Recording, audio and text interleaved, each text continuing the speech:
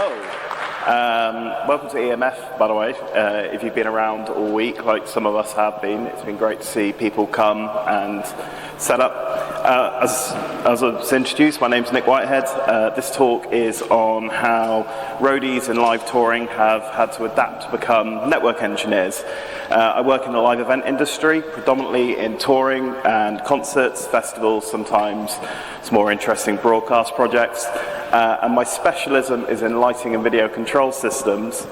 But through my work with my previous employer, AdLib, I have ended up being involved with a lot more. And so I've been doing project management and working across lighting, video and audio, as well as some more production management and setting up of events.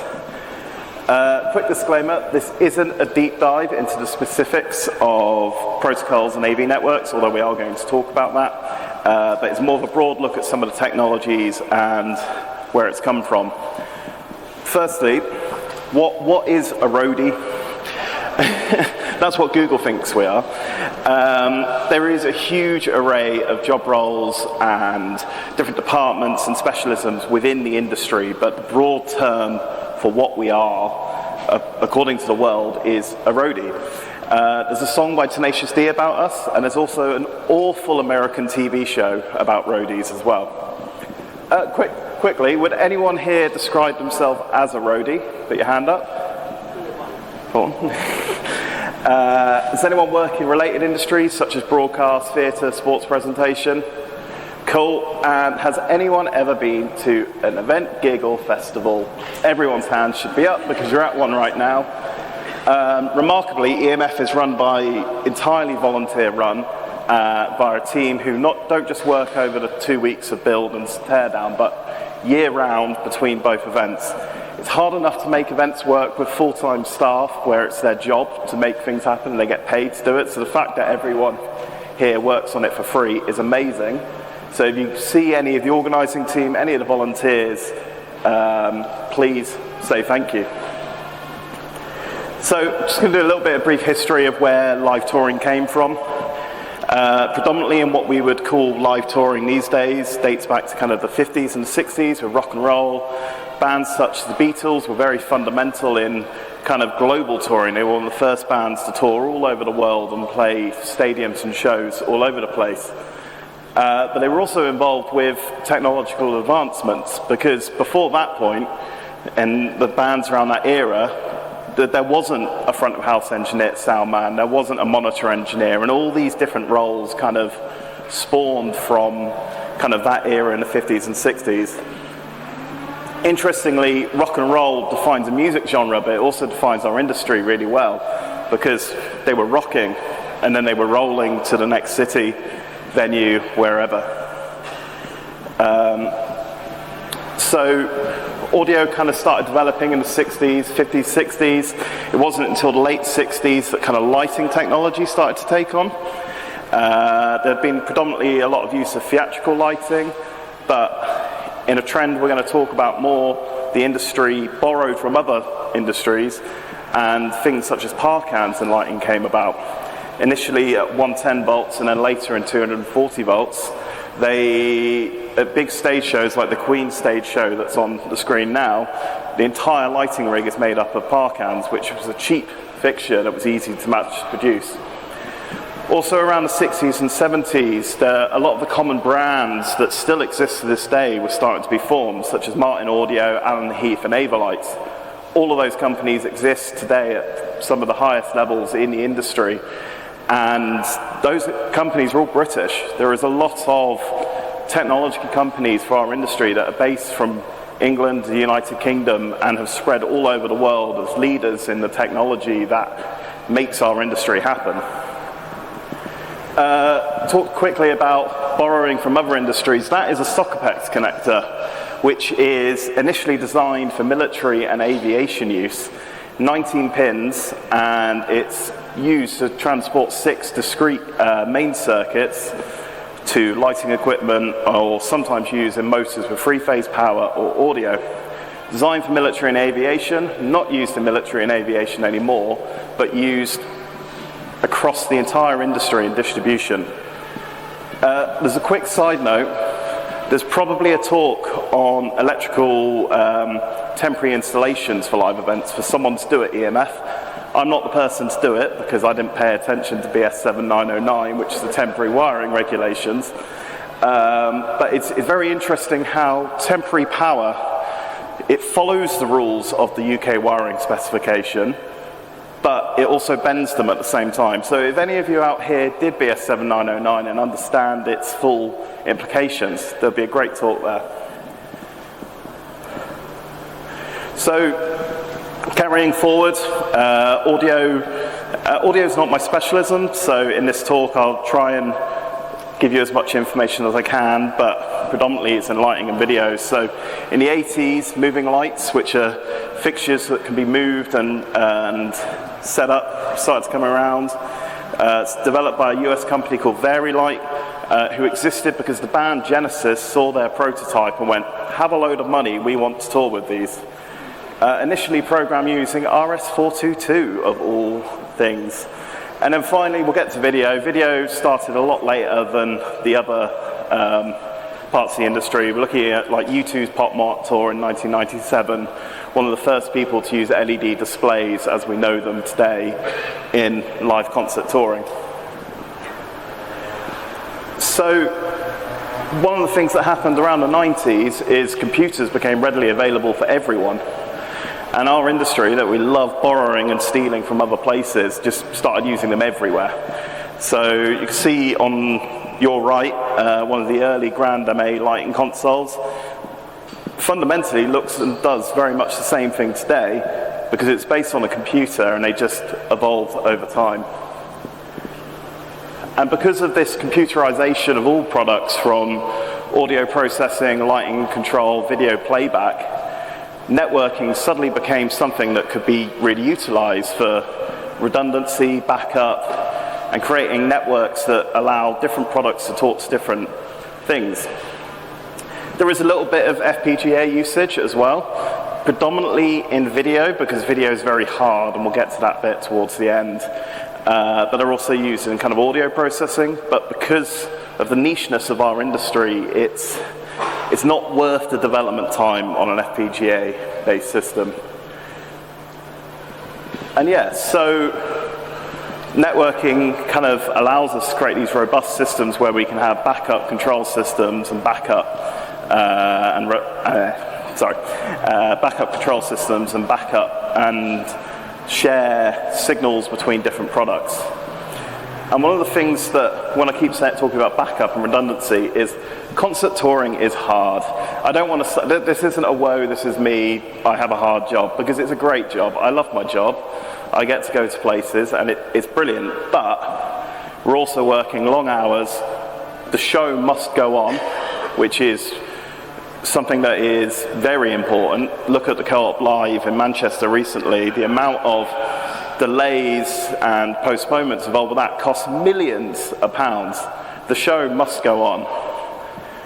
And the amazing thing is we're going into arenas on a daily basis. We might be going into stadiums every couple of days on a tour with a big band. And we're taking everything.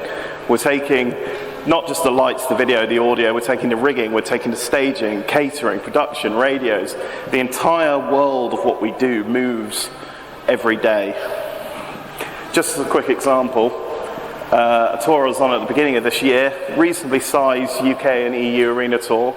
We had 9 trucks of equipment, 6 tour buses with up to 14 people each, 30 engineers and crews, 6 caterers, 15 dancers, an A party of around 15 people. We spent a week in that studio doing rehearsals where we just sat and made the show happen.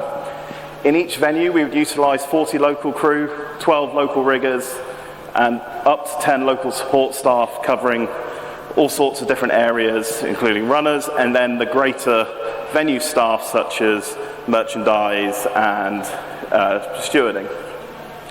We were doing that up to 5 times a week in 5 different venues. So it just goes to show that what we're traveling with, the equipment that we're trying to use, we need to make as robust and as hardened as possible. This slide is blank because I was meant to put a photo in it. But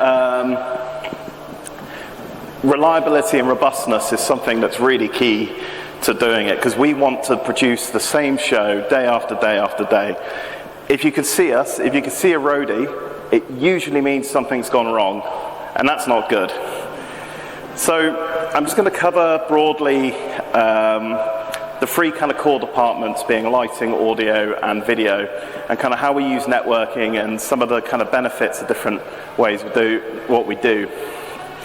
I'm going to start with lighting, which is a very low bandwidth in what we do, and go all the way to video, which is stupidly high bandwidth. And that also follows lighting being the simplest and video being the most complicated. So I'm going to talk about lighting first. Lighting has actually had probably the longest running protocol that we have within our industry now, which is EMF2024, which stands for digital multiplexing. I don't get the rest of it. It's run over XLR, 5-pin. One universe of DMX contains 512 control channels. Each control channel can have 250-bit value, so you can then create a dimmer over those 255 bits. But then fixtures are getting more and more complicated. They can move, they can tilt, they can strobe. Thank you. And so you can also link channels together. So you could use two channels, use both 255-bit values to create a 16-bit value, or vice versa with a 24-bit value across three channels.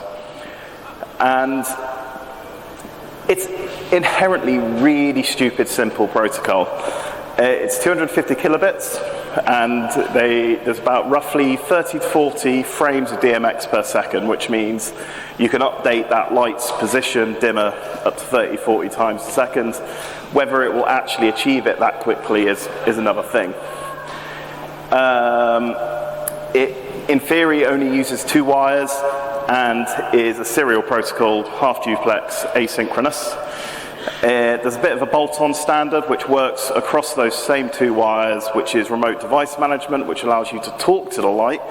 Don't know why you'd ever want to talk to a light, but you can get errors and different kind of information off of it, and you can also program it from there. I did just jump over a little bit. When I was talking about DMX channels, you would tell that you would address the light to what channel it's listening to, and so a dimmer might listen to 1 channel, but a moving light may listen to 50. Or a really stupid light might listen to 200 channels, and at which point you can only fit 2 lights on that universe of data. So we're talking about a bus system. That's really dumb for a talk about networks. So we have to then be able to transport multiple universes of DMX, and that's where the networking element comes into it. As a quick aside, that was Eurovision from this year. 700 universes of lighting. If we do some quick maths, at 250 kilobits, that's less than 200 megabits a second of data to control that entire lighting rig, which is sort of absurd in terms of how low spec that is compared to some of the other protocols we're going to talk about later. And it's common for gigs and different concerts to be using multiple universes of data, so anywhere between 10 and 50 is probably fairly common. Big events over 100 universes, which essentially means you're getting 100 of 512 control channels. So there are 2 commonly used protocols for distributing lighting over a network. Both of them basically do the same thing. Most products support both of them, and at one point or another you could probably bin one of them off and no one would actually notice. But we have ArtNet by Artistic License that was initially produced in 1998, and that works as either a broadcast or unicast data, or streaming ACN, ACN standing for Architectural for Control Networks, great name, from 2006, which is a multicast protocol. That is basically the only difference in what they do. Yes, there is some back-end differences in how they work and how they talk to each other. Everything else, both protocols support. Shout out to Ash, who I think is at the back of the room, because the other day I was setting up some ArtNet down at Null Sector, and I put in a 2.0.0.0 IP range, and he went, why on earth are you doing that? There's actually, I had to go and look into the spec because I am initially not a network engineer. It's become part of my job. And yes, that is really weird that we're using a 2.IP range for ArtNet, but it's within the initial spec. They support all IP ranges now, so you can go whatever, but the only thing they really say is because it's a Class A network. Don't ask me about that one later because it still makes no sense to me. Oh, sorry, yeah, what their document says is it should only be used on closed networks. Don't ask the site lighting team about that one because all their ArtNet is everywhere. SACN, again, very similar feature set. Neither of them really care about timing. You've only got 40 packets of data a second, and that's quite a broad range of how, that's 25 milliseconds in which you may want to receive that data. So latency in lighting in the network protocols and synchronization isn't really thought about. But if you're anywhere over kind of 50 milliseconds, the guy pressing the button is probably going to notice. So a simple topology for that would be you'd have the lighting console. That would then get plugged into the network, send its ArtNet or streaming ACN data over the network. It will then come out to a node, which is a device that can take ArtNet or SACN and output it to that 5-pin DMX line. And then that would go to the fixture. And you would do that for all your strings of lights. The lights can be daisy chained. So, for example, down this room might be a universe of lighting in the air. And it's just all linked light to light. The lighting is really basic in the grand scheme of things from a network point of view. Oh, yay. Why is this crashed? This is going great. Hey, there we go. So, audio. Disclaimer again, this is not my specialty. There are people who can talk far more about audio networks at you. In the grand scheme of things, it's again not using much data, but we are now starting to think more about specifics of timing and quality of data that appears. Very simply, a microphone, a guitar, the radio mic that I'm talking into will come out on an XLR cable, and we will input that into a box that converts it into the digital realm of audio. That will then go to the mixing desk, maybe through some processing, back to the amplifiers and to the speakers. This is great having something physical to demonstrate it with. So some key elements we need to think about in audio. There's three kind of main areas that define the signal that we need to get sent. So the first is sample rate. This is the number of audio samples per second. One of the most common sample rates is 48 kilohertz, but there are a couple of others like 41.5. You could double it to 96. Your bits, bit depth, which is your bits of data per sample. So it's how much data each one of those 48 kilohertz samples can have. And again, there's common standards of 16, 24, or 32. If anyone's ever worked in music production or recording, this is probably really basic understanding to you.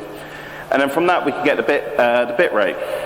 How many bits per second calculated by multiplying the bit depth and the sample rate. So again, some maths, 48 kilohertz at 24 bits, that's about 1.15 megabit a second. So even for this audio stream from this microphone, there is not a lot of data going around our network, but it is a bit more juicy than the lighting network. Sorry.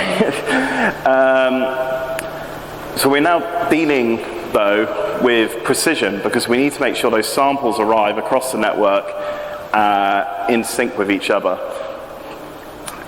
So that's where we go and start looking using network-style synchronization like PTP, PTBv2. A couple of common standards, AES67, Dante, and AVB.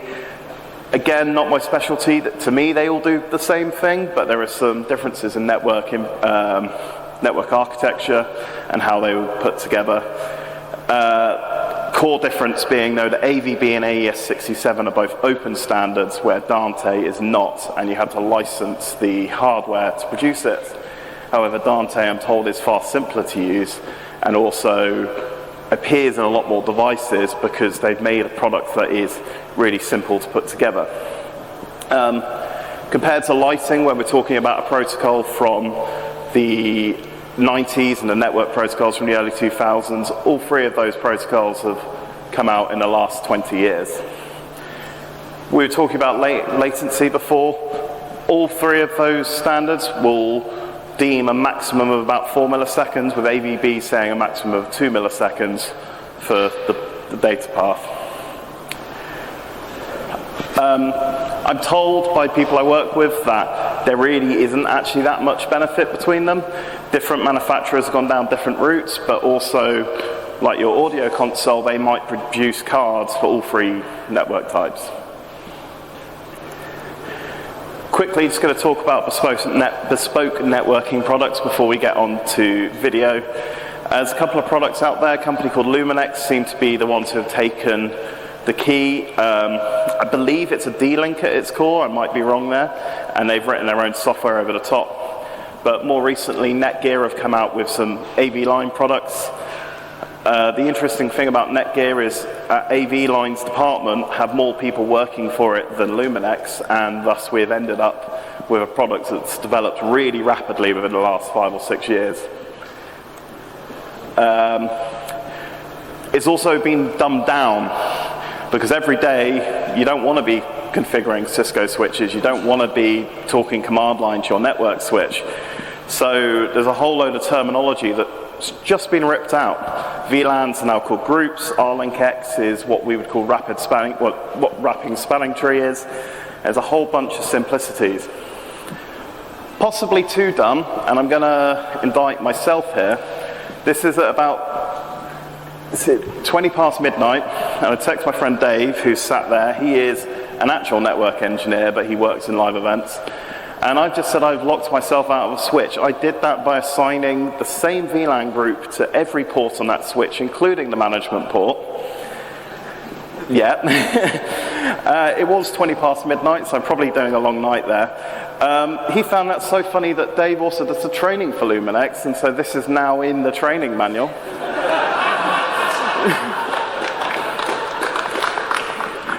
Anyway, so quickly going to talk about video because I realise I'm running out of time quicker than I thought I was going to be. Video are the bandwidth hoovers. We are not just talking megabits, we're talking gigabits, tens of gigabits, hundreds of gigabits of data a second. If we use SMPTE's 3G SDI, which is currently the most common standard for moving video around between cameras and different things, one stream of 1080p 50, which is your usual HD kind of video, at 50 frames a second progressive, is about 2.97 gigabits a second. Going up to the 4K variant, that's 12 gigabits a second. So all of a sudden, we've jumped from dealing with kilobits and megabits of data to dealing with gigabits. And up until very, very recently, a lot of that video distribution has been taken off of networks. Their hardware within networks just wasn't there, readily available to move that much data around that quickly. I'm clearly clicking on something that takes me out of Keynote here. Sorry. I should probably not have a small rant about video equipment because I'm already running out of time, but in essence, in the video industry, no one is thinking directly of us. At one end, in live events, at one end you've got SMPTE, the Society of Motion Picture Television Engineers, who produce standards for TV. And TV is not a live event. We work with different resolutions, we work with different frame rates and all sorts. At the other end of the industry is basically a gaming laptop. Hardware designed for real-time rendering of media. We sit somewhere in the middle, and it's really annoying because no one makes products directly for video engineers in live events. It's all somewhere out here and somewhere out here, and we're combining it in the middle, which is why my laptop has to go into a converter, run off a 12-volt USB power supply to get into that projector. There's just not really a good molding. That rant, if you want to hear the full story of it, come find me later. Two kind of main video IP standards have come out, one more at the consumer end, being Mutex NDI, and one being at the highest end at broadcast, which is SMPTES 2110. SMPTES 2110 really cares about signal integrity and about synchronization, because they have to. They are converting their video signals that have existed for the last 30, 40 years in television into a network-based product. NDI, however, they don't really care. And it's very consumer. They've allowed the likes of Windows, Mac, and PC developers to use NDI within software. It's easy to send NDI across your network. The difference is in their compression. NDI, 1080p, 50, your normal HD television, less than 300 megabits a second. That SMPTE 2110 is copying its 3G SDI standard, and so it is at 3 gigabits a second. You then have to have controllers because you're now routing a large amount of data around a network. NDI have done this using Bonjour, and SMPTE 2110 uses NMOS controllers. It also works at the level 2 end, so this is a bit beyond what I know, but essentially you can, you're living in a world above level 3 IP addresses. Are we using them? Network video protocols, yes and no.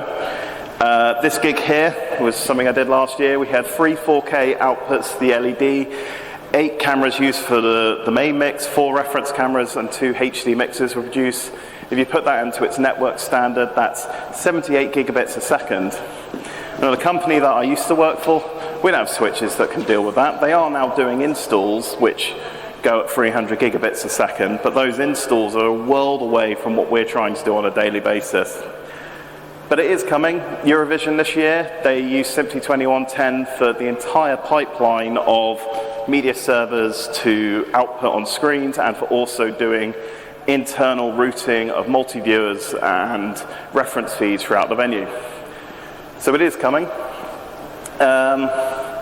Sorry, I quite rapidly got through that last bit, but yes, so SMPTE 2110 is going to become a thing. It's just right now, it's still not easy to use. It's very complicated.